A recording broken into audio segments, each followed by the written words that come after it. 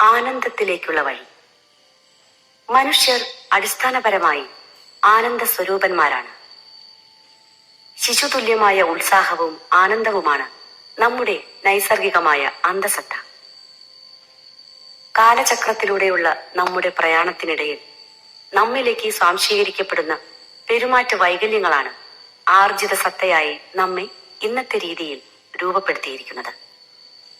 ഈ രീതിയിൽ നമ്മിൽ അടിഞ്ഞുകൂടിയ സാംസ്കാരിക മാലിന്യങ്ങൾ മറച്ചുവെക്കാൻ നാം ഓരോരുത്തരും ഉപയോഗിക്കുന്ന മുഖംമൂടികളാണ് നമ്മുടെ വ്യക്തിത്വം. ഈ മുഖംമൂടികൾ വലിച്ചെറിഞ്ഞ് നമ്മുടെ ആത്മസത്തയിലേക്ക് തന്നെ തിരിച്ചു പോകാനുള്ള ആഹ്വാനമാണ് എനിയഗ്രാം നടത്തുന്നത്. ഈ തിരിച്ചുവരവിലേക്കുള്ള പാത സുഗമമാക്കാൻ 3 ഘട്ടങ്ങളിലൂടെ കടന്നു പോകണമെന്നാണ് എനിയഗ്രാം വിദഗ്ധനായ നരഞ്ജോ നിർദ്ദേശിക്കുന്നത്. ഓരോ വ്യക്തിയും ഏതേത് ഗ്രൂപ്പിലും നമ്പറിലുമാണ് ഉൾപ്പെടുന്നതെന്ന് കണ്ടുപിടിക്കലാണ് 1ാം ഘട്ടം. ശാസ്ത്രീയമായി തയ്യാറാക്കിയ ചോദ്യാവലികളോട് സത്യസന്ധമായും ആത്മാർത്ഥമായും പ്രതികരിച്ചുകൊണ്ടാണ് ഇത് സാധ്യമാക്കേണ്ടത്. പരിണതപ്രജ്ഞനായ ഒരു ഗുരുവിനെ സമീപിച്ച് തന്റെ പ്രശ്നങ്ങൾ കണ്ടറിഞ്ഞ് നിർദ്ധാരണം ചെയ്യലാണ് അടുത്ത ഘട്ടം. ഗുരുവിനെ അനുസന്ധാനം ചെയ്തുകൊണ്ട് നിരന്തരമായ സാധനകളിലൂടെ മനസ്സിനെ സ്ഫുടം ചെയ്ത് നഷ്ടപ്പെട്ട ആത്മചൈതന്യം വീണ്ടെടുക്കുകയും ആത്മശക്തി ഉണർത്തി സഹജാവബോധത്തോടെ ജീവിക്കലുമാണ് അവസാന ഘട്ടം. ആത്മശക്തി ഉണർത്താൻ ഓരോരുത്തരും പ്രതിനിധാനം ചെയ്യുന്ന നമ്പറുകൾ കണ്ടെത്തി വിശകലനം ചെയ്യുമ്പോൾ നമ്മുടെ വ്യക്തിഘടനയിലെ ബലവും ദൗർബല്യങ്ങളും തിരിച്ചറിയാനാവും. ആത്മശക്തി ഉണർത്തി മനോദൗർബല്യങ്ങൾ ദൂരീകരിക്കപ്പെടുമ്പോൾ ഓരോരുത്തരും സമുദ്ധരിക്കപ്പെട്ട അവസ്ഥയിലെത്തുകയും അതിന്റെ ആനന്ദാനുഭൂതി നുണഞ്ഞ് ജീവിത വിജയം കൈവരിക്കുകയും ചെയ്യും. ശ്രവണ മനന നിധിന്യാസന പ്രക്രിയയിലൂടെ ആത്മശക്തി ഉയർത്താൻ നാം ചില മനോവ്യാപാരങ്ങളിലൂടെ കടന്നു പോകേണ്ടതുണ്ട്. ഇതുവരെയുള്ള നമ്മുടെ ജീവിതാനുഭവങ്ങളെ ത്യാജ്യ ഗ്രാഹ്യ വിവേചനശീലത്തോടെ വേർതിരിച്ചെടുക്കാൻ കഴിയണം.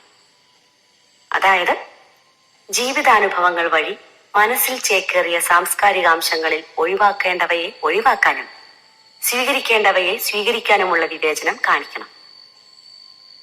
ഇതിനായി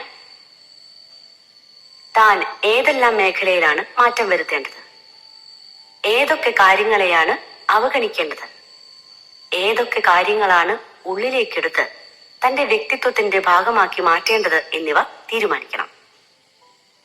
പറയാൻ എളുപ്പമാണെങ്കിലും ഈ പ്രക്രിയ വളരെ സങ്കീർണമാണ്.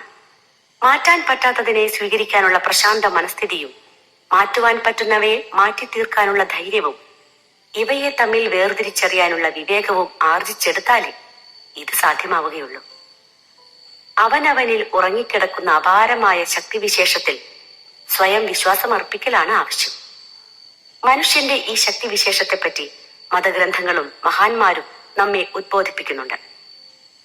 എന്ത് കാര്യങ്ങളും ചെയ്യാനുള്ള അപാരമായ ശക്തിവിശേഷം നിങ്ങളിൽ കുടികൊള്ളുന്നുണ്ടെന്ന് സ്വാമി വിവേകാനന്ദനും ഞാൻ ചെയ്യുന്ന എല്ലാ അത്ഭുതങ്ങളും എന്നേക്കാൾ മികച്ച രീതിയിൽ നിങ്ങൾക്കും ചെയ്യാനാവും, പക്ഷേ നിങ്ങൾക്ക് നിങ്ങളുടെ കഴിവുകളിൽ വിശ്വാസമില്ല എന്നതാണ് പ്രശ്നം എന്ന് യേശുക്രിസ്തുവും പ്രപഞ്ചത്തിലെ എല്ലാ ശക്തികളെയും നിന്നിലേക്ക് ആവാഹിക്കാനുള്ള പ്രവഹിപ്പിക്കാനുള്ള ശക്തി നിന്നിൽ തന്നെയുണ്ട് എന്ന് ഉപനിഷത്തുകളും ഉദ്ബോധിപ്പിക്കുന്നു.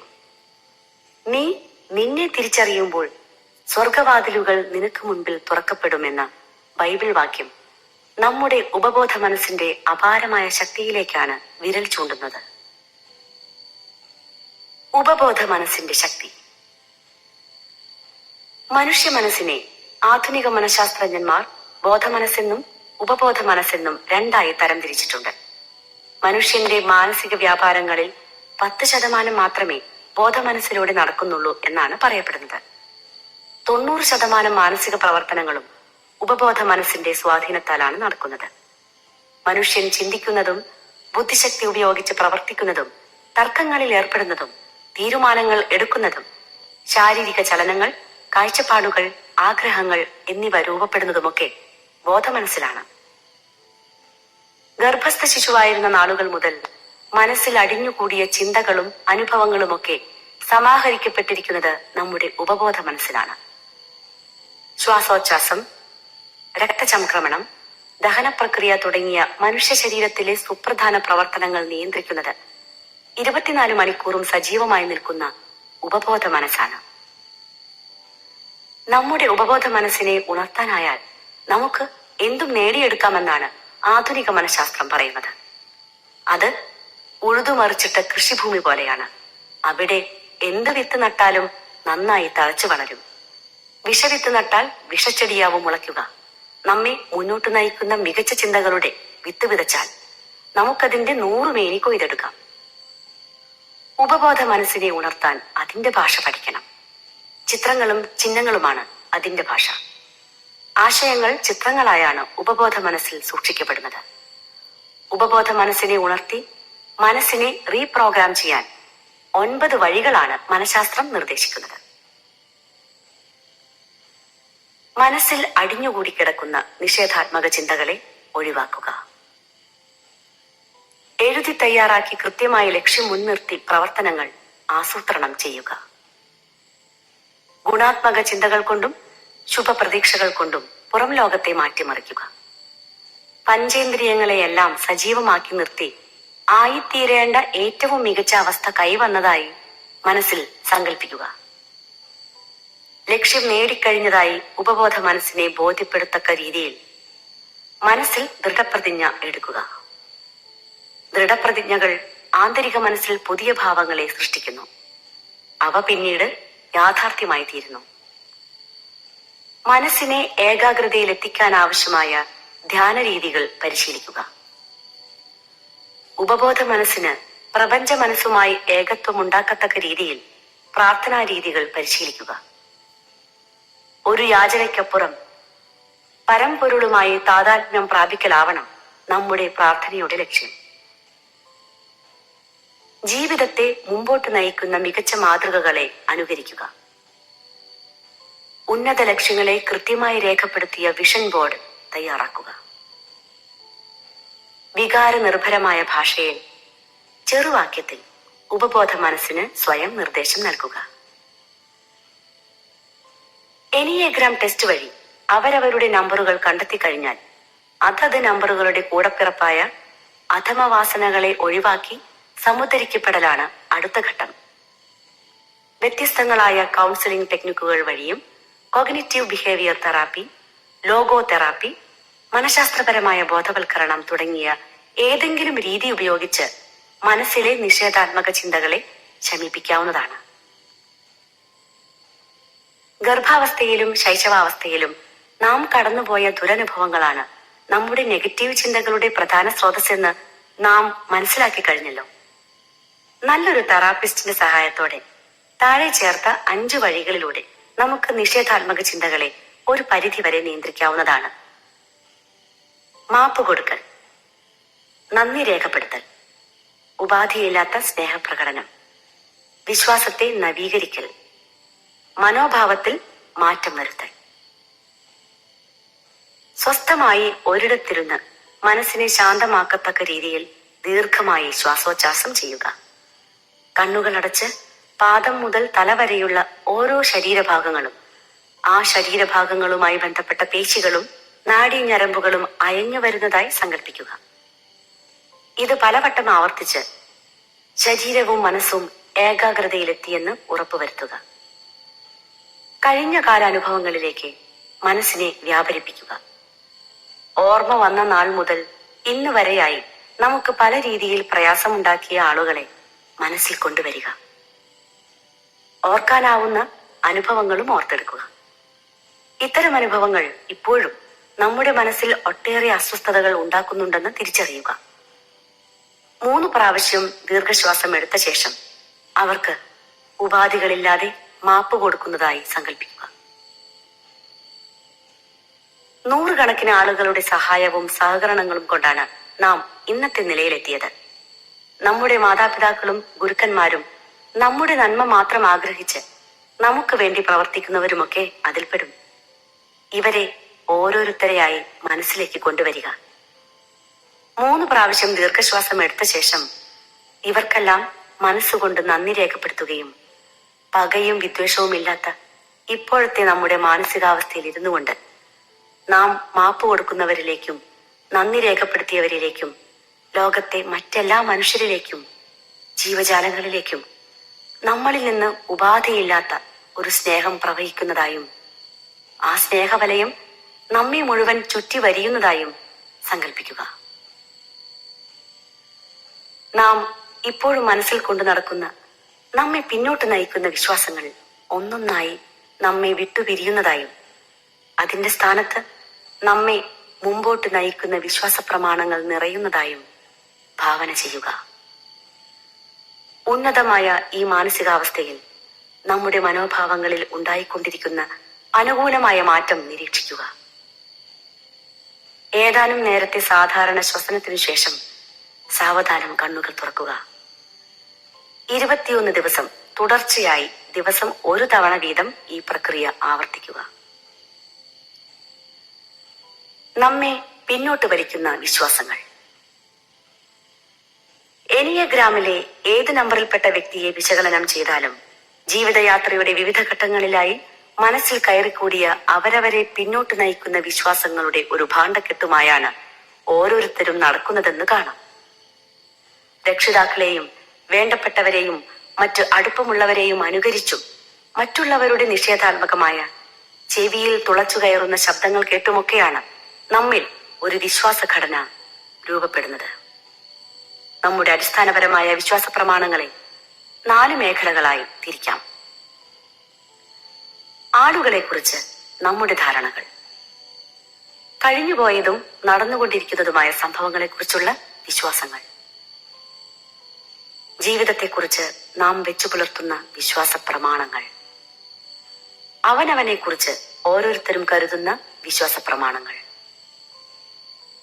കോഗ്നിറ്റീവ് ബിഹേവിയറൽ തെറാപ്പിയുടെ വക്താവും പ്രശസ്ത മനഃശാസ്ത്രജ്ഞനുമായ ആൽബർട്ട് എല്ലിസ് മനുഷ്യനെ പിന്നോട്ട് നയിക്കുന്ന വിശ്വാസ പ്രമാണങ്ങളെ 14 ക്രമീകരിച്ചിട്ടുണ്ട്. എല്ലാവരും എന്നെ അംഗീകരിക്കണം, മറ്റുള്ളവരൊക്കെ എന്നെ ഇഷ്ടപ്പെടണം, ഏറ്റെടുക്കുന്നതും ഏർപ്പെടുന്നതുമായ എല്ലാ കാര്യങ്ങളിലും എനിക്ക് വിജയിക്കാൻ കഴിയണം, ഇടപെടുന്ന കാര്യങ്ങളിൽ തെറ്റുപറ്റാൻ പാടില്ല, തെറ്റുപറ്റിയാൽ ആളുകൾ എന്നെ മോശക്കാരനായി ചിത്രീകരിക്കും, ഞാൻ സന്തോഷവാനായിരിക്കേണ്ടതിന്റെ ഉത്തരവാദിത്വം മറ്റുള്ളവർക്കാണ്, എനിക്കിഷ്ടപ്പെട്ടത് ചെയ്തു തരാത്തവർ അല്ലെങ്കിൽ എന്നെ സന്തോഷിപ്പിക്കാൻ മെനക്കെടാത്തവരൊക്കെ ശിക്ഷിക്കപ്പെടണം, കാര്യങ്ങളൊക്കെ ഞാൻ വിചാരിക്കുന്ന പോലെ തന്നെ നടക്കണം, എനിക്കു തന്നെ നിയന്ത്രിക്കാവുന്ന ചില മാനസിക പ്രശ്നങ്ങളെ എനിക്കുള്ളൂ, മറ്റൊരാളുടെ ഉപദേശം എനിക്ക് കാര്യത്തിൽ ആവശ്യമില്ല, എനിക്ക് ജീവിതത്തിൽ സന്തോഷിക്കാൻ മറ്റുള്ളവരുടെ സഹായം ആവശ്യമില്ല, മറ്റുള്ളവരെ സന്തോഷിപ്പിക്കാൻ ഞാൻ ഒട്ടും മുതിരുകയുമില്ല. നമ്മേക്കാൾ കരുത്തരെ ആശ്രയിച്ചാലേ നമുക്ക് കാര്യങ്ങൾ നടത്തിക്കൊണ്ടു പോകാൻ പറ്റുകയുള്ളൂ. എന്റെ ഇന്നത്തെ സ്വഭാവങ്ങൾക്കൊക്കെ കാരണം മുമ്പ് എനിക്കുണ്ടായ ജീവിതാനുഭവങ്ങളാണ്. ഇത്ര കാലവും ഞാൻ ജീവിച്ചതിലപ്പുറം ഒരു നേട്ടം എന്റെ ഭാവി ജീവിതത്തിലും എനിക്കുണ്ടാവുകയില്ല. എനിക്കുണ്ടാവുന്ന ദുഃഖങ്ങളും വേദനകളും ഒന്നും ഞാൻ പുറത്തു കാണിക്കാൻ പാടില്ല. എന്റെ കാര്യങ്ങളൊക്കെ നോക്കാനുള്ള ഉത്തരവാദിത്വം സമൂഹത്തിലെ മറ്റുള്ളവർക്കാണ്.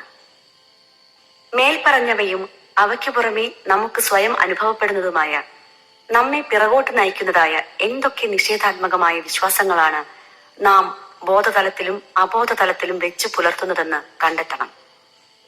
ആ സ്ഥിതിയിൽ തന്നെ നാം തുടരുകയാണെങ്കിൽ എനിയഗ്രാം സൂചിപ്പിക്കുന്ന സ്വതസിദ്ധമായ അവസ്ഥയിലാവും നമ്മുടെ സ്ഥിതി. ഇതിൽ നിന്ന് കീഴ്പോട്ട് പോകുമ്പോൾ നാം സാമൂഹ്യ വിരുദ്ധ പ്രവണതകൾ കാണിച്ചു തുടങ്ങുന്ന അൺറെഡീംഡ് അവസ്ഥയിലേക്ക് കൂപ്പുകുത്തും. സമുദ്ധരിക്കപ്പെട്ട അവസ്ഥയിലേക്ക് ഉയരണമെങ്കിൽ ഗുണാത്മകമായ ദൃഢപ്രതിജ്ഞയിലൂടെയും മറ്റു സാധനങ്ങളിലൂടെയും നമ്മുടെ വിശ്വാസങ്ങളെയും ചിന്താധാരകളെയും നവീകരിക്കണം. കാലാകാലങ്ങളായി മനസ്സിൽ കയറിക്കൂടിയ നിഷേധാത്മക ചിന്തകളെയും വിശ്വാസങ്ങളെയും നവീകരിച്ച് സമുദ്ധരിക്കപ്പെടാനായി താഴെ ചേർത്ത സാധനാഘട്ടങ്ങൾ പിന്തുടരാവുന്നതാണ്. യോഗശാസ്ത്ര പ്രകാരം മനുഷ്യ ശരീരത്തിൽ 7 ചക്രങ്ങൾ സങ്കല്പിക്കപ്പെടുന്നുണ്ട്. മൂലാധാര ചക്രം, സ്വാധിഷ്ഠാന ചക്രം, മണിപൂരക ചക്രം, അനാഹത ചക്രം, വിശുദ്ധി ചക്രം, ആജ്ഞാചക്രം, സഹസ്രാധാര ചക്രം. പ്രാണായാമങ്ങളും യോഗാസനങ്ങളും വഴി ഈ ചക്രങ്ങളെ ഉത്തേജിപ്പിക്കാൻ കഴിഞ്ഞാൽ മനുഷ്യന്റെ ആജ്ഞാശക്തി വർദ്ധിക്കുകയും നിഷേധാത്മക ചിന്തകൾ ഒഴിഞ്ഞു പോകുകയും ചെയ്യുമെന്നാണ് വിശ്വസിക്കപ്പെടുന്നത്. Steps in past regression therapy. വയറിനെയും ഹൃദയത്തെയും തൊണ്ടഭാഗത്തെയും തലയെയും കേന്ദ്രീകരിച്ചുകൊണ്ട് യഥാക്രമം നടത്തുന്ന വിവിധ പ്രാണായാമങ്ങൾ. വലിയ ലക്ഷ്യങ്ങളെ ലഘു ഉദ്ദേശ്യങ്ങളായി തിരിച്ച് അവയെ കേന്ദ്രീകരിച്ചുള്ള ദൃഢപ്രസ്ഥാനവും സ്വയം നിർദ്ദേശങ്ങളും. പ്രാപഞ്ചിക ശക്തിയിലുള്ള വിശ്വാസവും അതിന്റെ ഒരു അംശം എന്ന നിലയിൽ തനിക്കുള്ള അപാര സാധ്യതകളും തിരിച്ചറിയൽ. ത്രാടകധ്യാനം. മനസ്സിനെ ഏകാഗ്രമാക്കി ദീപത്തിലേക്ക് നോക്കിയിരിക്കുക. കണ്ണുകളയ്ക്കുമ്പോൾ കണ്ണടച്ചു വെച്ച് ഉള്ളിൽ ദീപത്തെ കാണുക. വീണ്ടും കണ്ണു തുറന്ന് ദീപത്തിലേക്കു തന്നെ നോക്കുക. ഇത് പലതവണ ആവർത്തിക്കുക. ചുരുങ്ങിയത് 21 ദിവസം.